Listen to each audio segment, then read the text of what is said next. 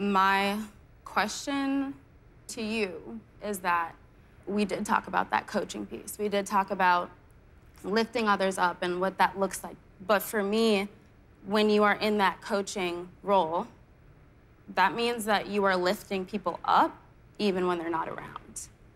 And so I hear what you're saying about all these different things of how I carried myself and how you respect me. But as I watch back and I see those things that you have said on camera about me going through a spring break mode, you expressed that you felt like the men in the house were below you. And for me, that's not what a coach does. Mm-hmm. That's not anything. That doesn't embody anything that a coach does. And so I don't understand how you can be so comfortable or quick to express and preach positivity when that's not what you're showcasing 100% of the time. And that's where I have a problem, is because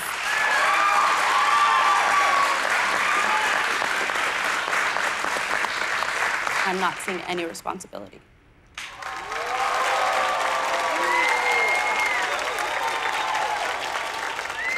So, if anybody feels hurt by the words that came out of my mouth, that's something that I apologize for. Like, I'm sorry, hold up. Part of going through and figuring out how we feel about things is that we have to vent it, too. Like, you have to get it out. And, like, I was in an emotional extreme of feeling like I need to get out of here. And those are the words that I expressed to justify feeling like I wanted to get out.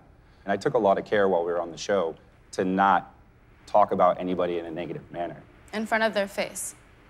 That's not even accurate, though. There's literally that one clip. That one clip. And I'm saying that that moment was more about me than it was about me going through and expressing my genuine opinion about everybody there. Like, that was never the reason or intention for me to come here. Words do matter.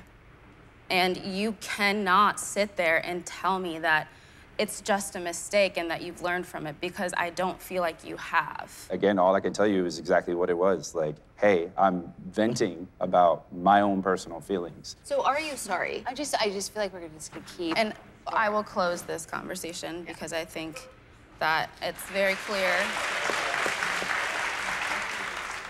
It is frustrating to sit here and truly not feel that you have learned from those comments and those things that you have said, because your apologies are apologizing because you have to if somebody feels hurt. You're putting it on them, like they're at fault for what you said. I believe in being respectful at all times, whether that's in your friendships, whether that's to your family members, whether that's in your intimate relationships. A relationship is never going to survive if you base it on having to do that and then just always having to backtrack, because words do hurt. And respect is a huge thing. And I choose to either be by myself or be with somebody who respects me, even when they are upset with me or whatever is going on in the world. And for that, I think it's very clear of why this relationship didn't work out.